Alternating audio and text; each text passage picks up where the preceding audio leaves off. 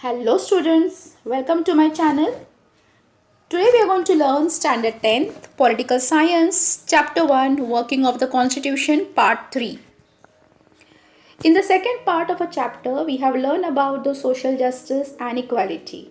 In this third part we will focus on the role of judiciary. Judiciary, it is a system of court that administers the justice. So let's begin with the role of judiciary. The judiciary in India has played an important role in strengthening democracy and helping to make towards achieving the objective of social justice and equality. While interpreting the provisions of the Constitution, the judiciary has always taken into consideration the fundamental objectives of the Constitution makers. We will try to understand the contribution of the judiciary in regards with the help of the following points. First one, the basic framework of the Constitution, and the second one is the significant judicial decisions. Now, as I told you student that judiciary, it is a system of the court that administers the justice. Now we have already learned in the first part of a chapter that Constitution has the objective of social justice and equality. Now, when the Constitution has set the objective of social justice and equality, then it is the work of the judiciary to fulfill or to achieve these objectives. Now, let us see how does the judiciary helps to strengthen the democracy. Children, you all know that the government treats all the citizens to be equal and the government always work for the welfare of the citizens of our nation. But sometimes if the government fails to do so, then the judiciary can help us. The judiciary guarantees to the citizens that their rights which have been given to them by the Constitution is protected well. We also have some fundamental objective, like we have a secular and republican nations. So these are some provisions which have been made by the Constitution makers and the government has to follow it.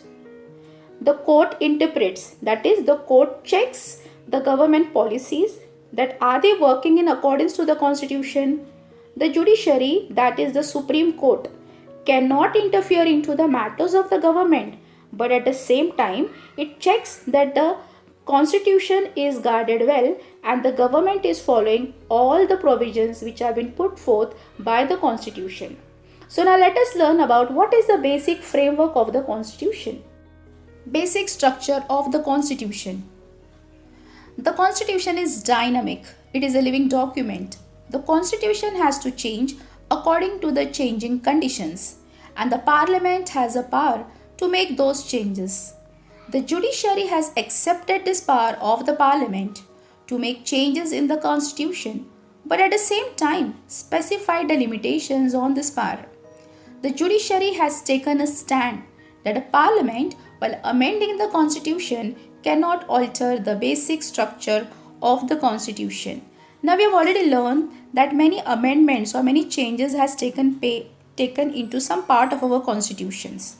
For example, we have learned into the second part of our chapter about the 73rd and the 74th amendment.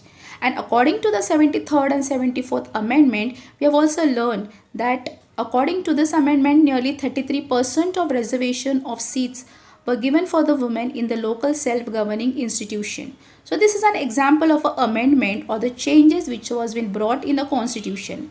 But there are some part of the Constitution, some provisions have been given where no changes can take place, and that is called to be as a basic framework of the Constitution. So it is mentioned over here the Constitution is dynamic. That means it keeps on changing. It is a living document. That means the Constitution was made nearly 70 years before. After that, there are various changes, various amendments, alteration are done into the Constitution. So only Parliament can make the changes in the Constitution. Only Parliament has the power to do so.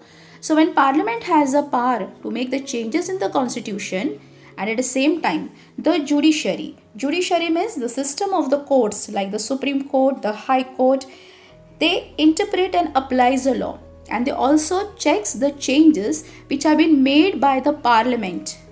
Now when the Parliament can make the changes into the Constitution, but the limitations have been put on the Parliament that they can change or they can make amendment or alteration can be done in the constitution, but no changes can be made in the basic structure of the constitution. Now let us learn about the significant judicial decisions. The protection provided to the citizens by the fundamental rights in the Constitution has been made more meaningful through various decisions of judiciary.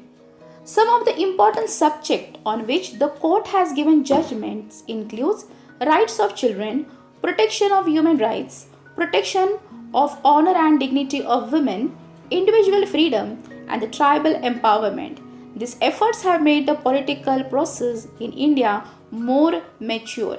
So the efforts which have been taken by the judiciary into the form of a decision and various judgments have been done by the judiciary system according to that which gives a protection to the rights of the citizen, and because of the judgment and decision which have been taken by the judicial system, as a result our political system or process have become more and more mature.